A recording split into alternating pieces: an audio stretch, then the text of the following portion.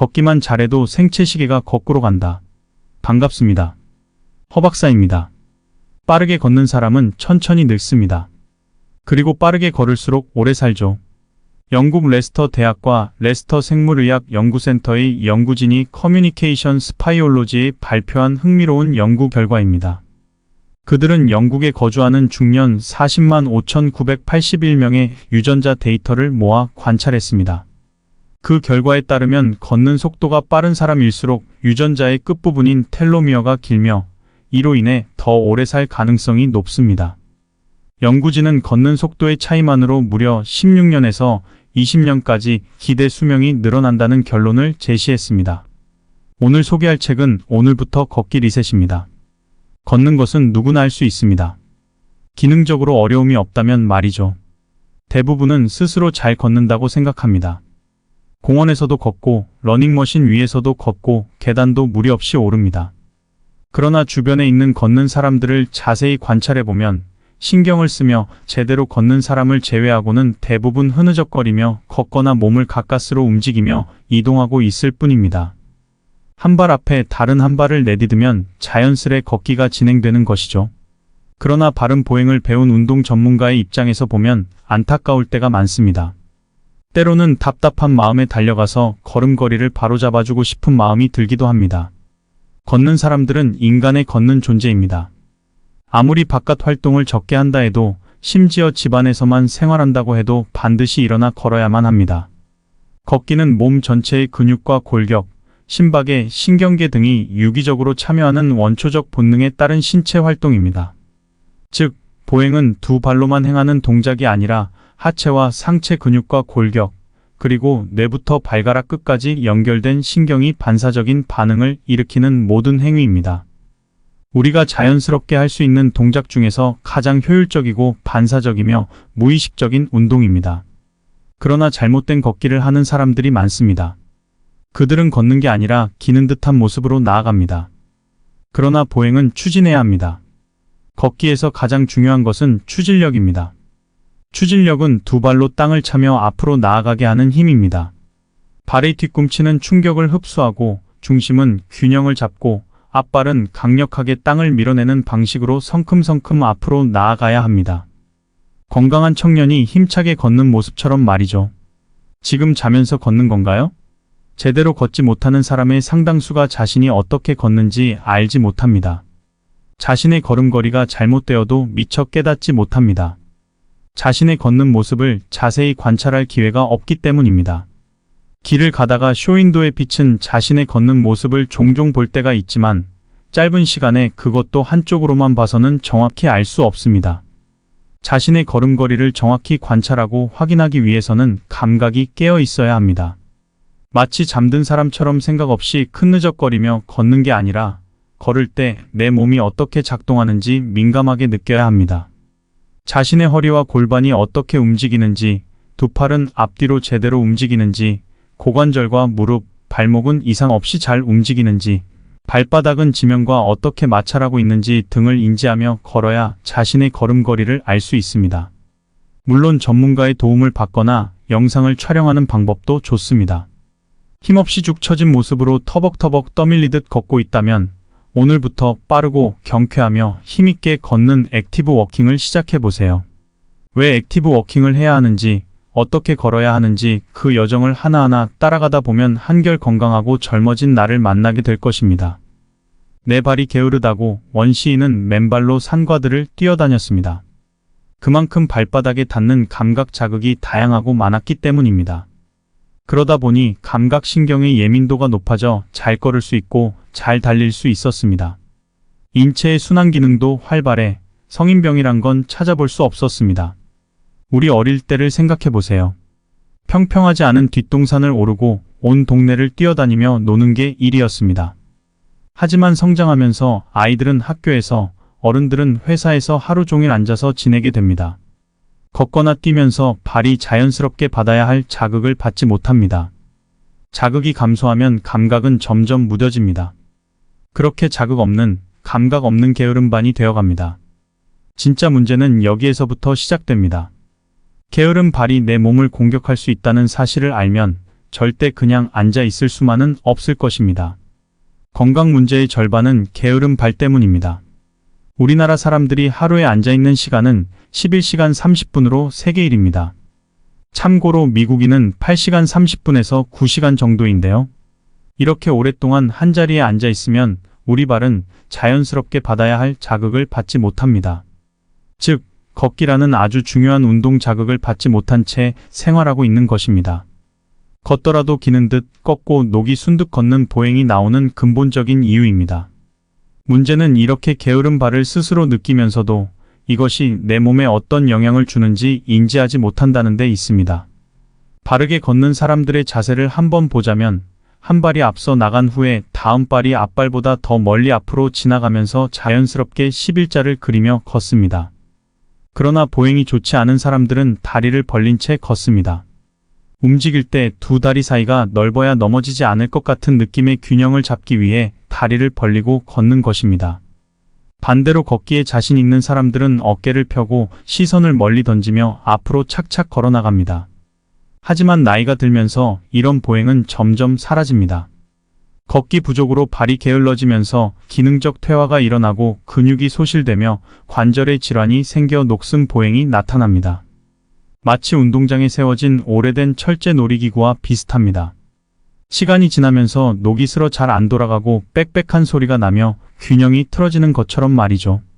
사람도 나이가 들고 관리가 부족하면 녹이 쓰게 됩니다. 그러면 예전의 젊은 걸음을 되찾기가 쉽지 않습니다.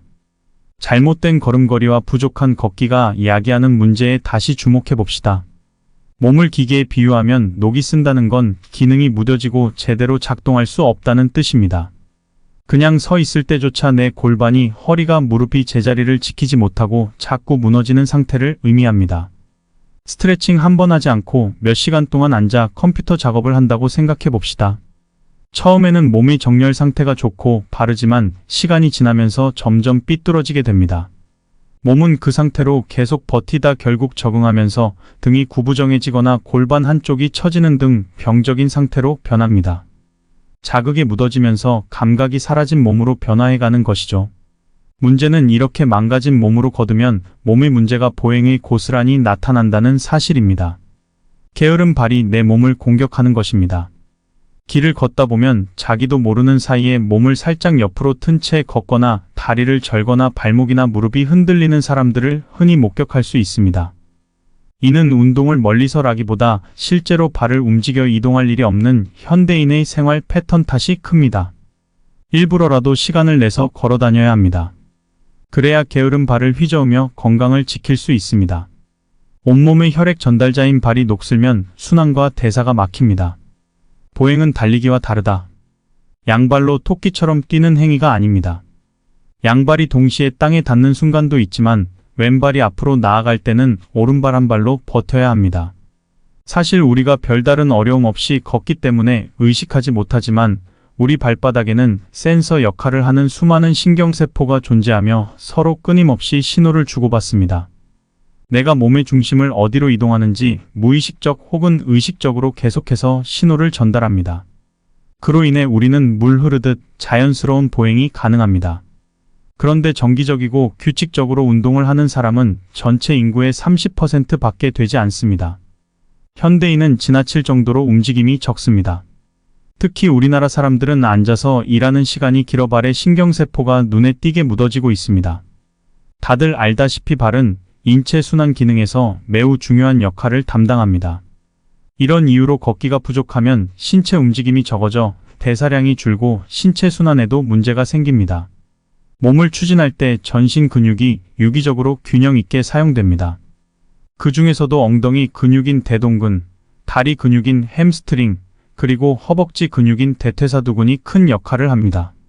이뿐만이 아닙니다. 척추 기립근은 몸의 중심을 잡아주고 장요근은 상반신을 안정적으로 지지해줍니다.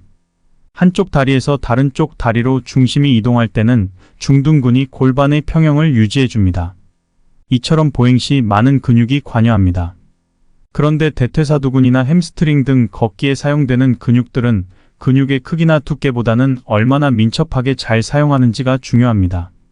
나이가 들어도 근육은 줄어들 수밖에 없습니다.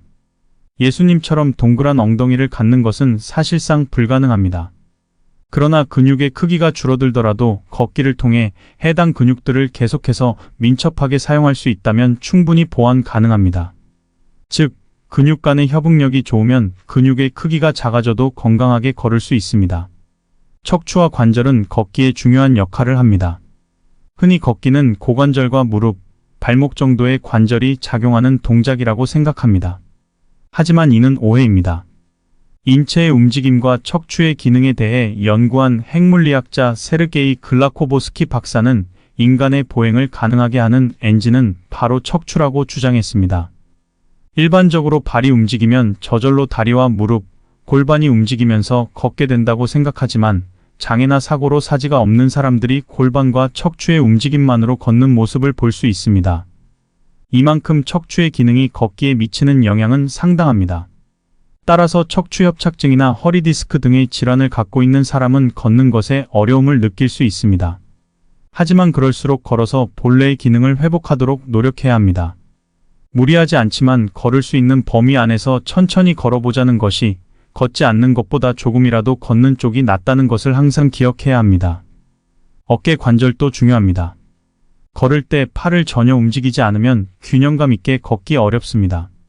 평소의 자연스러운 움직임과는 반대로 왼발을 앞으로 내디딜 때 왼팔을 앞으로 내밀면 부자연스러운 느낌의 걸음을 멈추게 됩니다.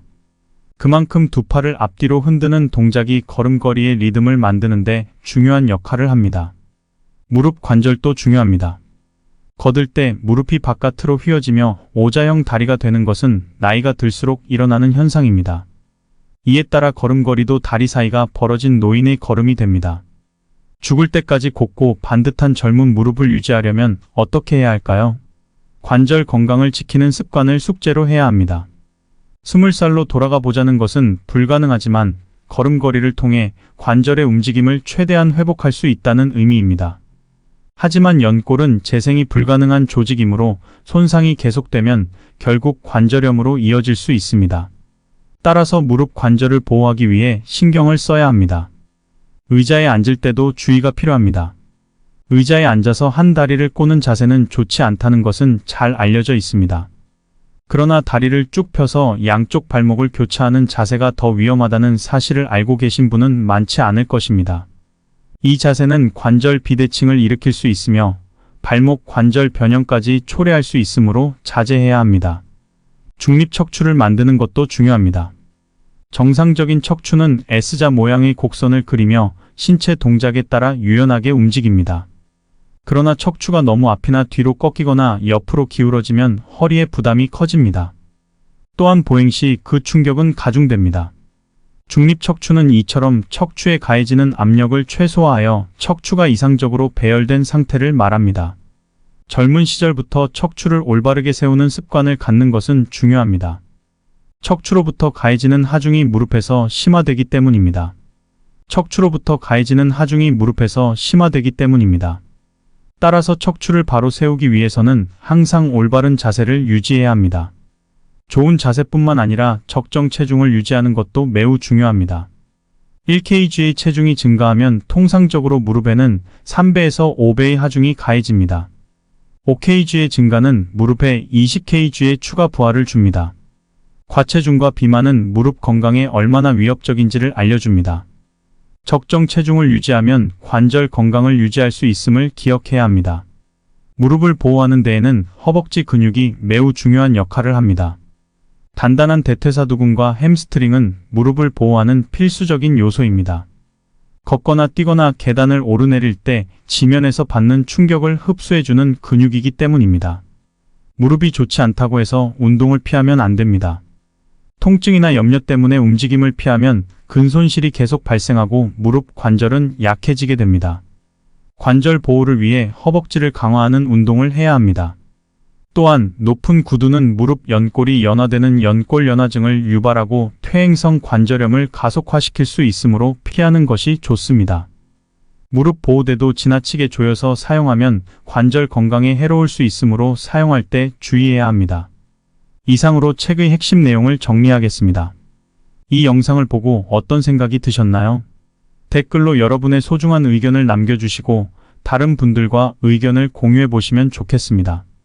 건강에 관한 문제는 정해진 정답이 없기 때문에 소중한 경험과 의견을 자유롭게 나누어 주시면 많은 분들에게 도움이 될 것입니다.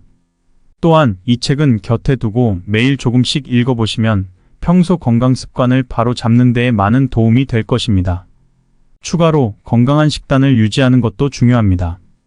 식사를 할 때 신선한 과일과 채소를 섭취하고 고지방 및 고열량 음식은 피하시는 것이 좋습니다.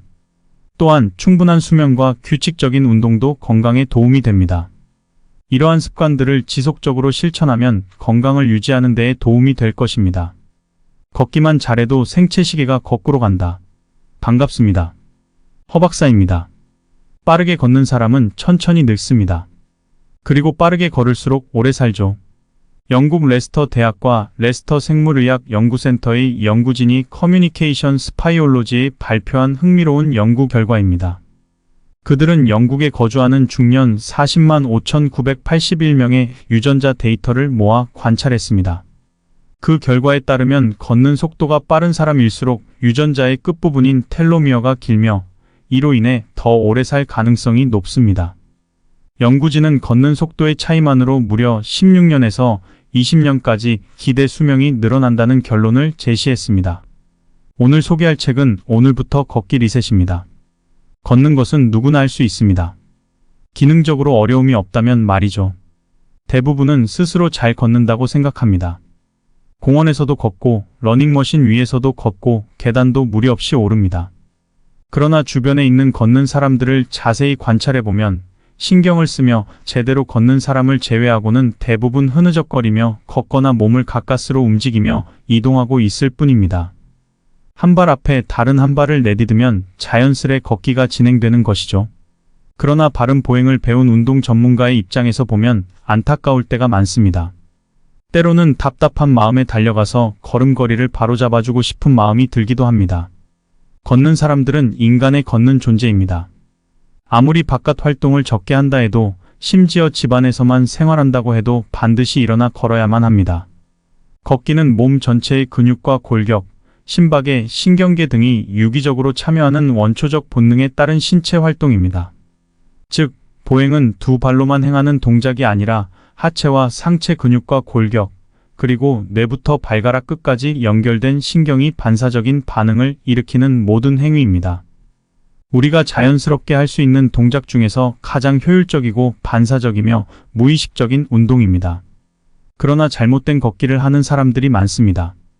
그들은 걷는 게 아니라 기는 듯한 모습으로 나아갑니다. 그러나 보행은 추진해야 합니다.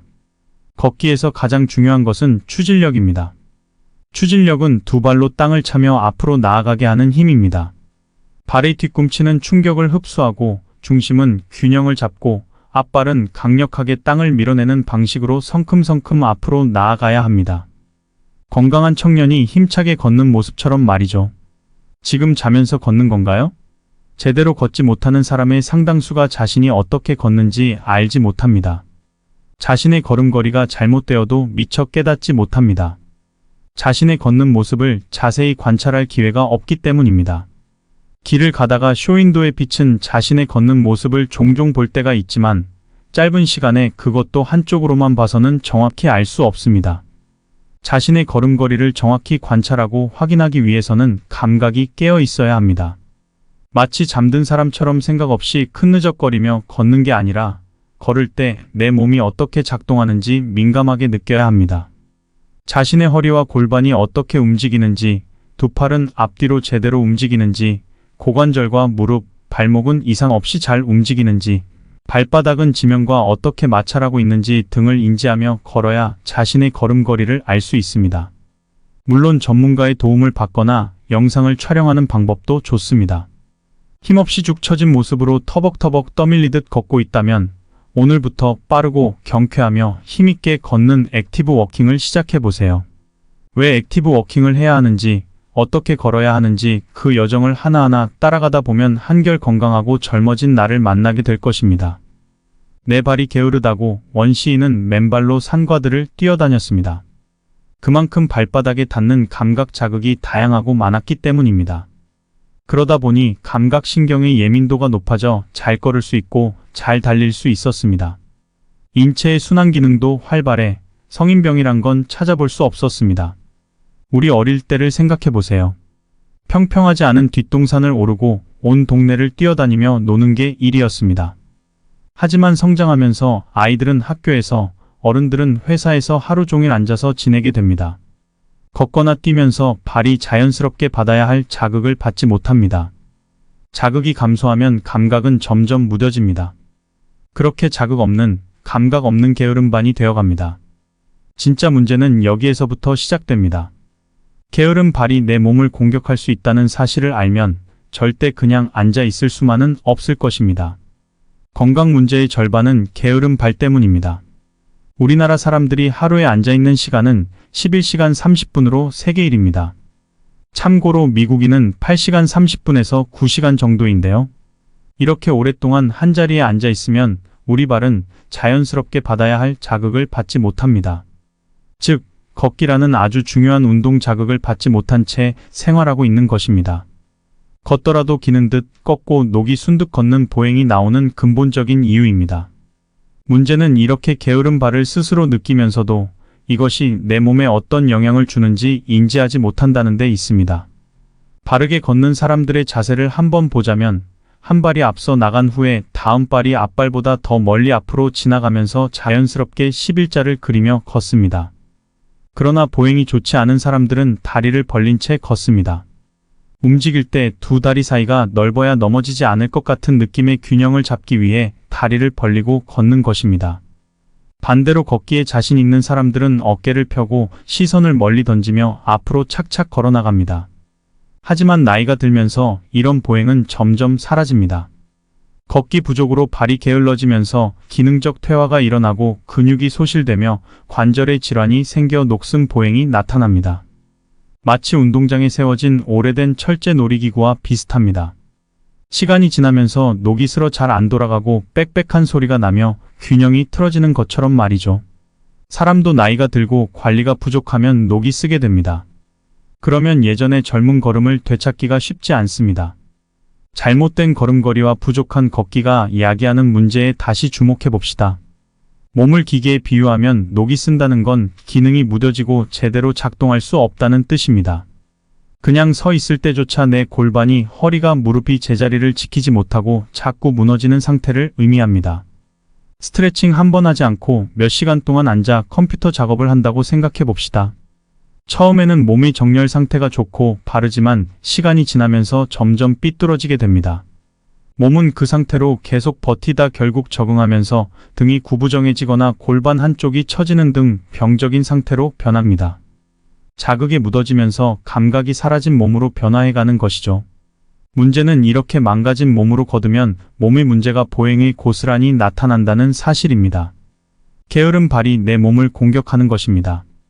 길을 걷다 보면 자기도 모르는 사이에 몸을 살짝 옆으로 튼 채 걷거나 다리를 절거나 발목이나 무릎이 흔들리는 사람들을 흔히 목격할 수 있습니다. 이는 운동을 멀리서라기보다 실제로 발을 움직여 이동할 일이 없는 현대인의 생활 패턴 탓이 큽니다. 일부러라도 시간을 내서 걸어 다녀야 합니다. 그래야 게으른 발을 휘저으며 건강을 지킬 수 있습니다. 온몸의 혈액 전달자인 발이 녹슬면 순환과 대사가 막힙니다. 보행은 달리기와 다르다. 양발로 토끼처럼 뛰는 행위가 아닙니다. 양발이 동시에 땅에 닿는 순간도 있지만 왼발이 앞으로 나아갈 때는 오른발 한 발로 버텨야 합니다. 사실 우리가 별다른 어려움 없이 걷기 때문에 의식하지 못하지만 우리 발바닥에는 센서 역할을 하는 수많은 신경세포가 존재하며 서로 끊임없이 신호를 주고받습니다. 내가 몸의 중심을 어디로 이동하는지 무의식적 혹은 의식적으로 계속해서 신호를 전달합니다. 그로 인해 우리는 물 흐르듯 자연스러운 보행이 가능합니다. 그런데 정기적이고 규칙적으로 운동을 하는 사람은 전체 인구의 30% 밖에 되지 않습니다. 현대인은 지나칠 정도로 움직임이 적습니다. 특히 우리나라 사람들은 앉아서 일하는 시간이 길어 발의 신경세포가 눈에 띄게 묻어지고 있습니다. 다들 알다시피 발은 인체 순환 기능에서 매우 중요한 역할을 담당합니다. 이런 이유로 걷기가 부족하면 신체 움직임이 적어져 대사량이 줄고 신체 순환에도 문제가 생깁니다. 몸을 추진할 때 전신 근육이 유기적으로 균형 있게 사용됩니다. 그 중에서도 엉덩이 근육인 대동근, 다리 근육인 햄스트링, 그리고 허벅지 근육인 대퇴사두근이 큰 역할을 합니다. 이뿐만이 아닙니다. 척추 기립근은 몸의 중심을 잡아주고 장요근은 상반신을 안정적으로 지지해줍니다. 한쪽 다리에서 다른 쪽 다리로 중심이 이동할 때는 중둔근이 골반의 평형을 유지해줍니다. 이처럼 보행 시 많은 근육이 관여합니다. 그런데 대퇴사두근이나 햄스트링 등 걷기에 사용되는 근육들은 근육의 크기나 두께보다는 얼마나 민첩하게 잘 사용하는지가 중요합니다. 나이가 들어도 근육은 줄어들 수밖에 없습니다. 예수님처럼 동그란 엉덩이를 갖는 것은 사실상 불가능합니다. 그러나 근육의 크기가 줄어들더라도 걷기를 통해 해당 근육들을 계속해서 민첩하게 사용할 수 있다면 충분히 보완 가능합니다. 즉, 근육 간의 협응력이 좋으면 근육의 크기가 작아져도 건강하게 걸을 수 있습니다. 척추와 관절은 걷기에 중요한 역할을 합니다. 흔히 걷기는 고관절과 무릎, 발목 정도의 관절이 작용하는 동작이라고 생각합니다. 하지만 이는 오해입니다. 인체의 움직임과 척추의 기능에 대해 연구한 핵물리학자 세르게이 글라코보스키 박사는 인간의 보행을 가능하게 하는 엔진은 바로 척추라고 주장했습니다. 일반적으로 발이 움직이면 저절로 다리와 무릎, 골반이 움직이면서 걷게 된다고 생각하지만 장애나 사고로 사지가 없는 사람들이 골반과 척추의 움직임만으로 걷는 모습을 볼 수 있습니다. 이만큼 척추의 기능이 걷기에 미치는 영향은 상당합니다. 따라서 척추협착증이나 허리 디스크 등의 질환을 갖고 있는 사람은 걷는 것에 어려움을 느낄 수 있습니다. 하지만 그럴수록 걸어서 본래의 기능을 회복하도록 노력해야 합니다. 무리하지 않지만 걸을 수 있는 범위 안에서 천천히 걸어보자는 것이 걷지 않는 것보다 조금이라도 걷는 쪽이 낫다는 것을 항상 기억해야 합니다. 어깨 관절도 중요합니다.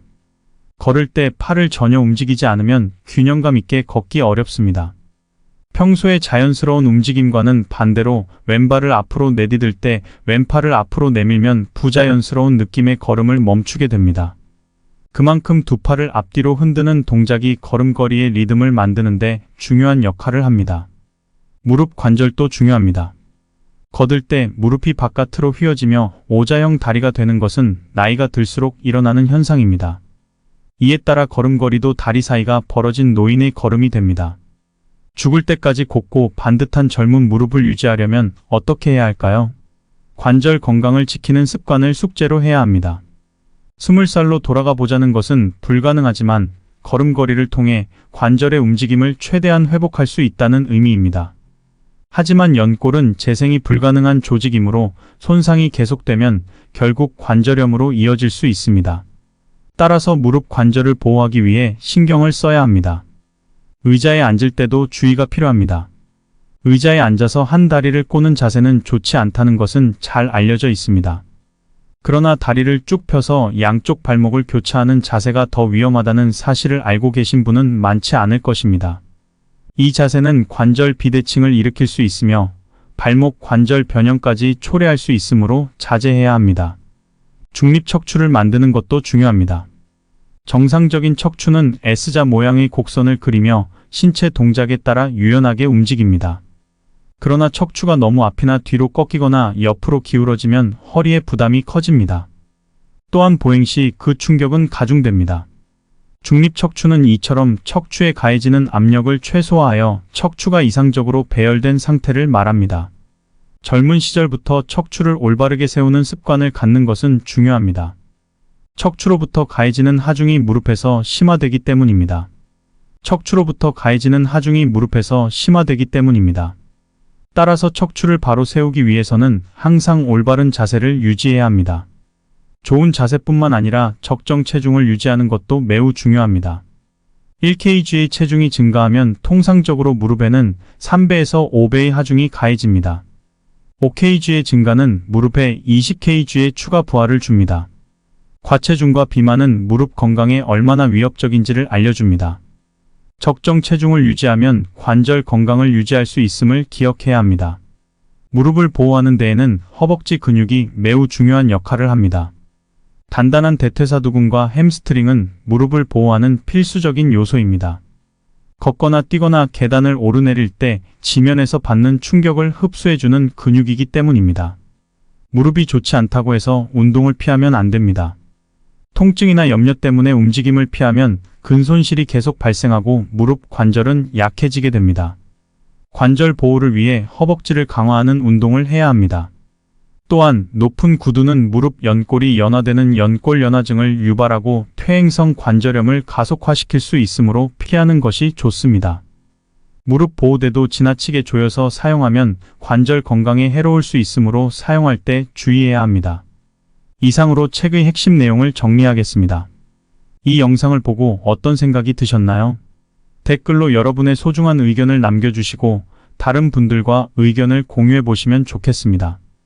건강에 관한 문제는 정해진 정답이 없기 때문에 소중한 경험과 의견을 자유롭게 나누어 주시면 많은 분들에게 도움이 될 것입니다. 또한 이 책은 곁에 두고 매일 조금씩 읽어보시면 평소 건강 습관을 바로 잡는 데에 많은 도움이 될 것입니다. 추가로 건강한 식단을 유지하는 것도 중요합니다. 식사를 할 때 신선한 과일과 채소를 섭취하고 고지방 및 고열량 음식은 피하시는 것이 좋습니다. 또한 충분한 수면과 규칙적인 운동도 건강에 도움이 됩니다. 이러한 습관들을 지속적으로 실천하면 건강을 유지하는 데에 도움이 될 것입니다. 걷기만 잘해도 생체 시계가 거꾸로 간다. 반갑습니다. 허박사입니다. 빠르게 걷는 사람은 천천히 늙습니다. 그리고 빠르게 걸을수록 오래 살죠. 영국 레스터 대학과 레스터 생물의학 연구센터의 연구진이 커뮤니케이션 스파이올로지에 발표한 흥미로운 연구 결과입니다. 그들은 영국에 거주하는 중년 40만 5,981명의 유전자 데이터를 모아 관찰했습니다. 그 결과에 따르면 걷는 속도가 빠른 사람일수록 유전자의 끝부분인 텔로미어가 길며 이로 인해 더 오래 살 가능성이 높습니다. 연구진은 걷는 속도의 차이만으로 무려 16년에서 20년까지 기대 수명이 늘어난다는 결론을 제시했습니다. 오늘 소개할 책은 오늘부터 걷기 리셋입니다. 걷는 것은 누구나 할 수 있습니다. 기능적으로 어려움이 없다면 말이죠. 대부분은 스스로 잘 걷는다고 생각합니다. 공원에서도 걷고 러닝머신 위에서도 걷고 계단도 무리 없이 오릅니다. 그러나 주변에 있는 걷는 사람들을 자세히 관찰해보면 신경을 쓰며 제대로 걷는 사람을 제외하고는 대부분 흐느적거리며 걷거나 몸을 가까스로 움직이며 이동하고 있을 뿐입니다. 한 발 앞에 다른 한 발을 내디디면 자연스레 걷기가 진행되는 것이죠. 그러나 바른 보행을 배운 운동 전문가의 입장에서 보면 안타까울 때가 많습니다. 때로는 답답한 마음에 달려가서 걸음걸이를 바로잡아주고 싶은 마음이 들기도 합니다. 걷는 사람들은 인간의 걷는 존재입니다. 아무리 바깥 활동을 적게 한다 해도 심지어 집안에서만 생활한다고 해도 반드시 일어나 걸어야만 합니다. 걷기는 몸 전체의 근육과 골격, 심박의 신경계 등이 유기적으로 참여하는 원초적 본능에 따른 신체 활동입니다. 즉, 보행은 두 발로만 행하는 동작이 아니라 하체와 상체 근육과 골격, 그리고 뇌부터 발가락 끝까지 연결된 신경이 반사적인 반응을 일으키는 모든 행위입니다. 우리가 자연스럽게 할 수 있는 동작 중에서 가장 효율적이고 반사적이며 무의식적인 운동입니다. 그러나 잘못된 걷기를 하는 사람들이 많습니다. 그들은 걷는 게 아니라 기는 듯한 모습으로 나아갑니다. 그러나 보행은 추진해야 합니다. 걷기에서 가장 중요한 것은 추진력입니다. 추진력은 두 발로 땅을 차며 앞으로 나아가게 하는 힘입니다.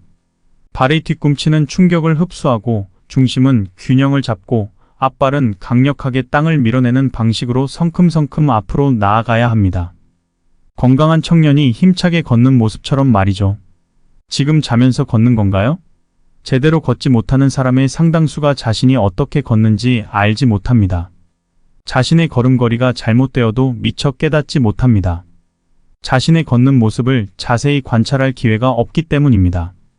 길을 가다가 쇼윈도에 비친 자신의 걷는 모습을 종종 볼 때가 있지만 짧은 시간에 그것도 한쪽으로만 봐서는 정확히 알 수 없습니다. 자신의 걸음걸이를 정확히 관찰하고 확인하기 위해서는 감각이 깨어 있어야 합니다. 마치 잠든 사람처럼 생각 없이 큰느적거리며 걷는 게 아니라 걸을 때 내 몸이 어떻게 작동하는지 민감하게 느껴야 합니다. 자신의 허리와 골반이 어떻게 움직이는지, 두 팔은 앞뒤로 제대로 움직이는지, 고관절과 무릎, 발목은 이상 없이 잘 움직이는지, 발바닥은 지면과 어떻게 마찰하고 있는지 등을 인지하며 걸어야 자신의 걸음걸이를 알 수 있습니다. 물론 전문가의 도움을 받거나 영상을 촬영하는 방법도 좋습니다. 힘없이 죽 처진 모습으로 터벅터벅 떠밀리듯 걷고 있다면 오늘부터 빠르고 경쾌하며 힘있게 걷는 액티브 워킹을 시작해보세요. 왜 액티브 워킹을 해야 하는지, 어떻게 걸어야 하는지 그 여정을 하나하나 따라가다 보면 한결 건강하고 젊어진 나를 만나게 될 것입니다. 내 발이 게으르다고 원시인은 맨발로 산과들을 뛰어다녔습니다. 그만큼 발바닥에 닿는 감각 자극이 다양하고 많았기 때문입니다. 그러다 보니 감각신경의 예민도가 높아져 잘 걸을 수 있고 잘 달릴 수 있었습니다. 인체의 순환 기능도 활발해 성인병이란 건 찾아볼 수 없었습니다. 우리 어릴 때를 생각해 보세요. 평평하지 않은 뒷동산을 오르고 온 동네를 뛰어다니며 노는 게 일이었습니다. 하지만 성장하면서 아이들은 학교에서, 어른들은 회사에서 하루 종일 앉아서 지내게 됩니다. 걷거나 뛰면서 발이 자연스럽게 받아야 할 자극을 받지 못합니다. 자극이 감소하면 감각은 점점 무뎌집니다. 그렇게 자극 없는, 감각 없는 게으름반이 되어갑니다. 진짜 문제는 여기에서부터 시작됩니다. 게으른 발이 내 몸을 공격할 수 있다는 사실을 알면 절대 그냥 앉아 있을 수만은 없을 것입니다. 건강 문제의 절반은 게으른 발 때문입니다. 우리나라 사람들이 하루에 앉아있는 시간은 11시간 30분으로 세계 1위입니다. 참고로 미국인은 8시간 30분에서 9시간 정도인데요. 이렇게 오랫동안 한자리에 앉아있으면 우리 발은 자연스럽게 받아야 할 자극을 받지 못합니다. 즉, 걷기라는 아주 중요한 운동 자극을 받지 못한 채 생활하고 있는 것입니다. 걷더라도 기는 듯 꺾고 녹이 순득 걷는 보행이 나오는 근본적인 이유입니다. 문제는 이렇게 게으른 발을 스스로 느끼면서도 이것이 내 몸에 어떤 영향을 주는지 인지하지 못한다는 데 있습니다. 바르게 걷는 사람들의 자세를 한번 보자면 한 발이 앞서 나간 후에 다음 발이 앞발보다 더 멀리 앞으로 지나가면서 자연스럽게 11자를 그리며 걷습니다. 그러나 보행이 좋지 않은 사람들은 다리를 벌린 채 걷습니다. 움직일 때 두 다리 사이가 넓어야 넘어지지 않을 것 같은 느낌의 균형을 잡기 위해 다리를 벌리고 걷는 것입니다. 반대로 걷기에 자신 있는 사람들은 어깨를 펴고 시선을 멀리 던지며 앞으로 착착 걸어 나갑니다. 하지만 나이가 들면서 이런 보행은 점점 사라집니다. 걷기 부족으로 발이 게을러지면서 기능적 퇴화가 일어나고 근육이 소실되며 관절의 질환이 생겨 녹슨 보행이 나타납니다. 마치 운동장에 세워진 오래된 철제 놀이기구와 비슷합니다. 시간이 지나면서 녹이 슬어 잘 안 돌아가고 빽빽한 소리가 나며 균형이 틀어지는 것처럼 말이죠. 사람도 나이가 들고 관리가 부족하면 녹이 쓰게 됩니다. 그러면 예전의 젊은 걸음을 되찾기가 쉽지 않습니다. 잘못된 걸음걸이와 부족한 걷기가 야기하는 문제에 다시 주목해 봅시다. 몸을 기계에 비유하면 녹이 쓴다는 건 기능이 무뎌지고 제대로 작동할 수 없다는 뜻입니다. 그냥 서 있을 때조차 내 골반이, 허리가, 무릎이 제자리를 지키지 못하고 자꾸 무너지는 상태를 의미합니다. 스트레칭 한 번 하지 않고 몇 시간 동안 앉아 컴퓨터 작업을 한다고 생각해 봅시다. 처음에는 몸의 정렬 상태가 좋고 바르지만 시간이 지나면서 점점 삐뚤어지게 됩니다. 몸은 그 상태로 계속 버티다 결국 적응하면서 등이 구부정해지거나 골반 한쪽이 처지는 등 병적인 상태로 변합니다. 자극에 묻어지면서 감각이 사라진 몸으로 변화해가는 것이죠. 문제는 이렇게 망가진 몸으로 걷으면 몸의 문제가 보행에 고스란히 나타난다는 사실입니다. 게으른 발이 내 몸을 공격하는 것입니다. 길을 걷다 보면 자기도 모르는 사이에 몸을 살짝 옆으로 튼 채 걷거나 다리를 절거나 발목이나 무릎이 흔들리는 사람들을 흔히 목격할 수 있습니다. 이는 운동을 멀리서라기보다 실제로 발을 움직여 이동할 일이 없는 현대인의 생활 패턴 탓이 큽니다. 일부러라도 시간을 내서 걸어 다녀야 합니다. 그래야 게으른 발을 휘저으며 건강을 지킬 수 있습니다. 온몸의 혈액 전달자인 발이 녹슬면 순환과 대사가 막힙니다. 보행은 달리기와 다르다. 양발로 토끼처럼 뛰는 행위가 아닙니다. 양발이 동시에 땅에 닿는 순간도 있지만 왼발이 앞으로 나아갈 때는 오른발 한 발로 버텨야 합니다. 사실 우리가 별다른 어려움 없이 걷기 때문에 의식하지 못하지만 우리 발바닥에는 센서 역할을 하는 수많은 신경세포가 존재하며 서로 끊임없이 신호를 주고받습니다. 내가 몸의 중심을 어디로 이동하는지 무의식적 혹은 의식적으로 계속해서 신호를 전달합니다. 그로 인해 우리는 물 흐르듯 자연스러운 보행이 가능합니다. 그런데 정기적이고 규칙적으로 운동을 하는 사람은 전체 인구의 30%밖에 되지 않습니다. 현대인은 지나칠 정도로 움직임이 적습니다. 특히 우리나라 사람들은 앉아서 일하는 시간이 길어 발의 신경세포가 눈에 띄게 묻어지고 있습니다. 다들 알다시피 발은 인체 순환 기능에서 매우 중요한 역할을 담당합니다. 이런 이유로 걷기가 부족하면 신체 움직임이 적어져 대사량이 줄고 신체 순환에도 문제가 생깁니다. 몸을 추진할 때 전신 근육이 유기적으로 균형 있게 사용됩니다. 그 중에서도 엉덩이 근육인 대동근, 다리 근육인 햄스트링, 그리고 허벅지 근육인 대퇴사두근이 큰 역할을 합니다. 이뿐만이 아닙니다. 척추 기립근은 몸의 중심을 잡아주고 장요근은 상반신을 안정적으로 지지해줍니다. 한쪽 다리에서 다른 쪽 다리로 중심이 이동할 때는 중둔근이 골반의 평형을 유지해줍니다. 이처럼 보행 시 많은 근육이 관여합니다. 그런데 대퇴사두근이나 햄스트링 등 걷기에 사용되는 근육들은 근육의 크기나 두께보다는 얼마나 민첩하게 잘 사용하는지가 중요합니다. 나이가 들어도 근육은 줄어들 수밖에 없습니다. 예수님처럼 동그란 엉덩이를 갖는 것은 사실상 불가능합니다. 그러나 근육의 크기가 줄어들더라도 걷기를 통해 해당 근육들을 계속해서 민첩하게 사용할 수 있다면 충분히 보완 가능합니다. 즉, 근육 간의 협응력이 좋으면 근육의 크기가 작아져도 건강하게 걸을 수 있습니다. 척추와 관절은 걷기에 중요한 역할을 합니다. 흔히 걷기는 고관절과 무릎, 발목 정도의 관절이 작용하는 동작이라고 생각합니다. 하지만 이는 오해입니다. 인체의 움직임과 척추의 기능에 대해 연구한 핵물리학자 세르게이 글라코보스키 박사는 인간의 보행을 가능하게 하는 엔진은 바로 척추라고 주장했습니다. 일반적으로 발이 움직이면 저절로 다리와 무릎, 골반이 움직이면서 걷게 된다고 생각하지만 장애나 사고로 사지가 없는 사람들이 골반과 척추의 움직임만으로 걷는 모습을 볼 수 있습니다. 이만큼 척추의 기능이 걷기에 미치는 영향은 상당합니다. 따라서 척추협착증이나 허리 디스크 등의 질환을 갖고 있는 사람은 걷는 것에 어려움을 느낄 수 있습니다. 하지만 그럴수록 걸어서 본래의 기능을 회복하도록 노력해야 합니다. 무리하지 않지만 걸을 수 있는 범위 안에서 천천히 걸어보자는 것이 걷지 않는 것보다 조금이라도 걷는 쪽이 낫다는 것을 항상 기억해야 합니다. 어깨 관절도 중요합니다. 걸을 때 팔을 전혀 움직이지 않으면 균형감 있게 걷기 어렵습니다. 평소의 자연스러운 움직임과는 반대로 왼발을 앞으로 내디딜 때 왼팔을 앞으로 내밀면 부자연스러운 느낌의 걸음을 멈추게 됩니다. 그만큼 두 팔을 앞뒤로 흔드는 동작이 걸음걸이의 리듬을 만드는데 중요한 역할을 합니다. 무릎 관절도 중요합니다. 걷을 때 무릎이 바깥으로 휘어지며 오자형 다리가 되는 것은 나이가 들수록 일어나는 현상입니다. 이에 따라 걸음걸이도 다리 사이가 벌어진 노인의 걸음이 됩니다. 죽을 때까지 곱고 반듯한 젊은 무릎을 유지하려면 어떻게 해야 할까요? 관절 건강을 지키는 습관을 숙제로 해야 합니다. 20살로 돌아가 보자는 것은 불가능하지만 걸음걸이를 통해 관절의 움직임을 최대한 회복할 수 있다는 의미입니다.